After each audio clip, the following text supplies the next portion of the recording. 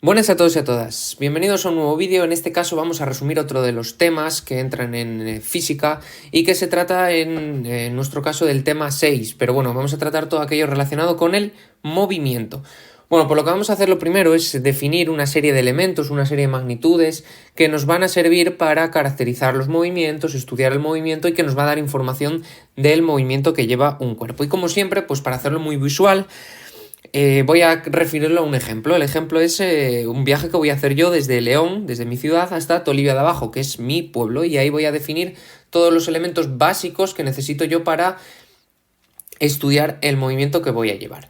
Bueno, pues el primero de ellos es el sistema de referencia, SR en abreviatura.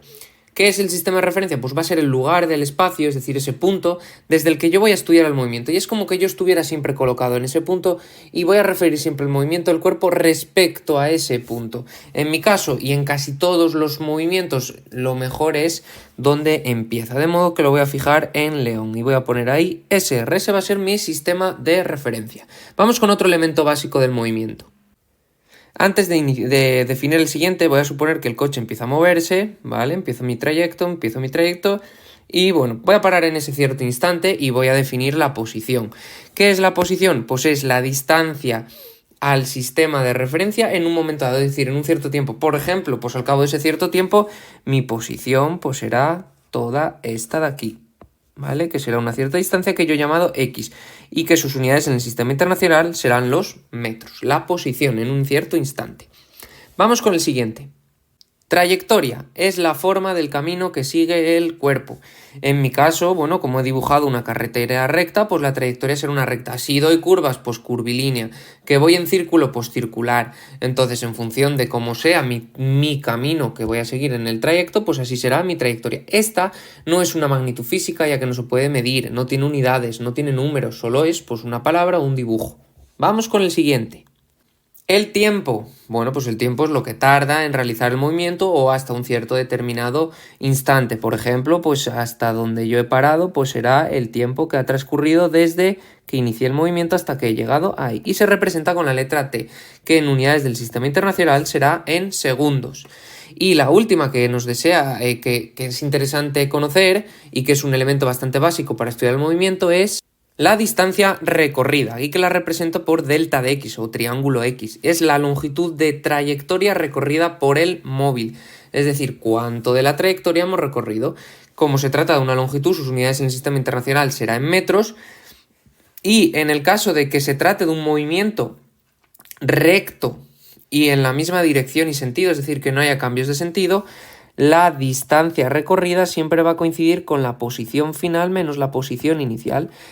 ¿Es el caso del movimiento que acabo de hacer yo? Sí, donde mi posición final es la que ocupo al cierto tiempo y mi posición inicial sería la de antes de iniciar el movimiento. X0 en muchos casos siempre es 0 porque colocamos el sistema de referencia justo donde iniciamos el movimiento.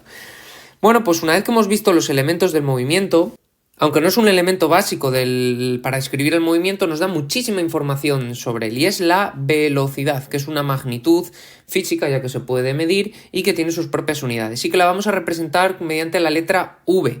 ¿Qué es la velocidad? Es la distancia recorrida por un cuerpo por unidad de tiempo, en cada unidad de tiempo. Y sus unidades en el sistema internacional son los metros partido por segundo. De manera que si un cuerpo lleva una velocidad de 10 metros segundo, lo que me indica es que recorre 10 metros en un segundo. Y si lleva una velocidad de 120 km hora, pues 120 km en una hora. Es decir, lo que recorre por unidad de tiempo. Pero hay que distinguir entre dos tipos de velocidades. Velocidad instantánea, que es la velocidad en un cierto determinado momento, es decir, justo en un momento determinado, y que pues esa no la vamos a poder calcular nosotros por medios ordinarios, ya que es aquella que nos da un radar, es aquella que nos da el cuentakilómetros del coche. Y la otra es la velocidad media, que es la media de todas las velocidades instantáneas. Y que esta sí que la vamos a poder calcular. ¿Cómo? Pues imaginaros que abajo tenemos un coche que se está moviendo en una calle, hemos fijado el sistema de referencia al inicio de la calle, donde pongo yo ahí SR, de modo que, bueno, su posición inicial empieza el movimiento desde, o bueno, ya lleva un cierto moviéndose, es esa que hemos marcado ahí, ¿vale? Recordemos, posición inicial, distancia respecto al sistema de referencia. Y el coche pues comienza a moverse, comienza a moverse, comienza a moverse, comienza a moverse, y vamos a tomar como punto de referencia donde para ahí, ¿vale? Esta sería ahora su posición final después del movimiento. Y ha transcurrido en ese movimiento del cuerpo un cierto tiempo. ¿Cómo puedo yo saber qué velocidad ha llevado? Pues como es la variación de la posición con respecto al tiempo, en este caso como ha movido todo el rato en la misma distancia en línea recta y sin cambiar de sentido, pues veremos que es XF, la posición final, menos la posición inicial partido por el tiempo. Pero bueno, si no, pues siempre lo podremos calcular como distancia recorrida entre el tiempo empleado para recorrer esa distancia, y eso es la velocidad. Y aunque es cierto que os he dicho que sus unidades en el Sistema Internacional de la Velocidad son los metros segundo, nosotros solemos usar los kilómetros hora. Entonces tenemos que saber pasar de una a otra y de otra a una. Voy a poneros ahí dos ejemplos rápidos con factores de conversión de cómo pasar. Por ejemplo, 10 metros segundos, si lo quiero pasar a kilómetros hora, pues tengo que hacer un doble factor de conversión, ya que las dos unidades tengo que cambiarlas. Metros, que está arriba, lo pondría abajo. Arriba, kilómetro, que es lo que quiero, es mayor el kilómetro 1 y un kilómetro 1000 metros. De esta manera los metros se me van. Y luego para pasar de segundos a horas, segundos está abajo, lo pondría arriba. Horas abajo, 1 hora, 3600 segundos. Segundos se me va y así el resultado me sale en kilómetros hora, que si hacéis esto es 10 por 3600 entre 1000 nos da 36 kilómetros hora. Y lo mismo para pasar de kilómetros hora a metro segundo, pero justo al revés. 72 kilómetros hora, si lo quiero pasar a metro segundo, pues cambiamos los kilómetros. Un kilómetro son 1000 metros y las horas. Una hora son 3600 segundos. Daros cuenta que justo el factor de conversión es a la inversa. Así, kilómetros se me va con kilómetros y hora con hora, y el resultado sería 72 por 1000 entre 3600, que da 20 metros segundo. Como vamos a utilizar mucho esto, a veces viene bien, bueno, primero saber hacer estos factores, y si no, aprenderse que este paso es muy común de metro segundo a kilómetros hora, que si yo quiero pasar de metro segundo a kilómetro hora tengo que multiplicar siempre por 3,6, y que si el cambio lo tengo que hacer al revés, lo que tengo que hacer es dividir entre 3,6. Y de esa manera paso muy fácil de unos a otros. Vamos a estudiar otra magnitud que resulta fundamental para estudiar el movimiento de un cuerpo. La aceleración, que la vamos a representar con la letra A. ¿Y qué es la aceleración? Pues es el cambio que sufre la velocidad de un cuerpo por unidad de tiempo. Y ahí os pongo la ecuación, ¿vale? Siempre la vamos a poder calcular como la variación de la velocidad, que va a ser la velocidad final menos la velocidad inicial, partido por el tiempo empleado en variar la velocidad. ¿Qué unidades va a tener? Muy importante, ¿vale? Sus unidades en el sistema internacional son los metros partido por segundo al cuadrado, y siempre vamos a trabajar en unidades del sistema internacional. Por tanto, para calcular la aceleración, la velocidad siempre la vamos a reponer en metros segundo y el tiempo en segundos, para que nos den aceleraciones pues en unidades del sistema internacional, que son las que vamos a introducir nosotros en las ecuaciones. ¿Y qué nos quiere indicar? Bueno, pues lo mejor es mediante un ejemplo. Imaginaros que tenemos un coche que lleva una aceleración constante de 5 metros segundo al cuadrado. Pues lo que me va a indicar es que su velocidad va a ir aumentando 5 metros por segundo cada segundo. Es decir, que si inicia parado, pues la velocidad será al inicio 0 metros segundo, pero que al cabo de un segundo la velocidad de ese coche ya pasará a ser de 5 metros por segundo, y al cabo de 2 segundos, pues la velocidad de ese coche pasará a ser 10 metros por segundo, y así sucesivamente. Bueno, en este cuarto apartado de este repaso que estamos haciendo del tema del movimiento para segundo de la ESO, vamos a hablar de los signos de la aceleración. Y es que la aceleración nos marca los cambios que sufre la velocidad de un cuerpo en un cierto tiempo. Bueno, pero estos cambios pueden ser dos, o que aumente la velocidad o que disminuya. Por tanto, para distinguir unos de otros, lo hacemos mediante el signo de la aceleración. Así podemos tener, de modo que lo podemos tener positivo, ahí lo tenéis, cuando se produce un aumento en la velocidad, y ahí os he puesto un ejemplo, donde un cuerpo pasa de tener una velocidad de 5 metros segundo a tener una de 10 metros segundo, y lo hace todo ello, ese cambio en la velocidad, durante un segundo. Bueno, pues si aplicamos la ecuación de la aceleración, nos sale que pues una aceleración de 5 metros segundo al cuadrado. Y ahí lo tenéis, el coche al principio tenía 5 metros segundo de velocidad, luego pasa a tener 10, por tanto la aceleración es positiva porque ha habido un aumento en la velocidad del cuerpo. Y el otro caso es negativa, cuando se produce una disminución de la velocidad. ¿Vale? Ahí tenéis un ejemplo en el que un coche pasa de tener una velocidad inicial de 10 metros segundo a una de 5 metros segundo, y lo hace en un segundo. Por tanto, si hacemos la operación, su aceleración es negativa de menos 5 metros segundo al cuadrado. Ya veis, el coche va a 10 metros por segundo, finaliza el trayecto en 5 metros por segundo su velocidad. De modo que al final lo que podéis ver es que este signo más o este signo menos se utiliza para lo que nosotros en nuestro lenguaje de la vida real utilizamos como para distinguir entre que el coche acelere o el coche frene. Y así, cuando acelera, cuando aumenta la velocidad, le decimos que su aceleración es positiva, y cuando frena, que su aceleración es negativa. Vamos a pasar al siguiente apartado. Vamos a seguir avanzando en el tema y entramos en estudio de dos movimientos que son muy característicos y que son los más básicos de todos, y por ello empezamos a estudiarlos. El primero de ellos, que es al que vamos a dedicar este apartado 5, es el movimiento rectilíneo y uniforme. Yo lo he separado en características, es decir, cómo caracterizo yo a un cuerpo que lleva un MRU, ¿vale? Que es así como se pone al movimiento rectilíneo y uniforme. Os lo añado ahí arriba: M de movimiento, R de rectilíneo y U de uniforme. Luego veremos qué ecuaciones, una vez que yo sé que un cuerpo lleva MRU, qué ecuaciones puedo aplicar para hacer pequeños cálculos, y luego qué gráficas lleva asociada a ese movimiento rectilíneo y uniforme, es decir, cómo son las gráficas características de este tipo de movimiento. Bueno, pues vamos allá con las características. Pues como si su propio nombre indica, movimiento rectilíneo, es decir, que la trayectoria debe ser una línea recta, y uniforme. ¿Qué quiere decir uniforme? Pues que el cuerpo se va moviendo de manera uniforme, es decir, a velocidad constante. Esto de que la velocidad sea constante lo que me hace es que la velocidad media y la instantánea coincidan en todo momento, ¿vale? Ya que el cuerpo está moviéndose siempre a la misma velocidad. Ejemplos de movimiento rectilíneo y uniforme. Bueno, pues el de las cintas transportadoras que tenéis ahí arriba, o por ejemplo el de las escaleras mecánicas. Bueno, y una vez que yo he identificado si un cuerpo lleva movimiento rectilíneo uniforme, porque cumple estas dos características, ¿qué ecuaciones puedo aplicar para poder hacer cálculos en dicho movimiento y, entre comillas, predecir el futuro, predecir cosas que ya han pasado?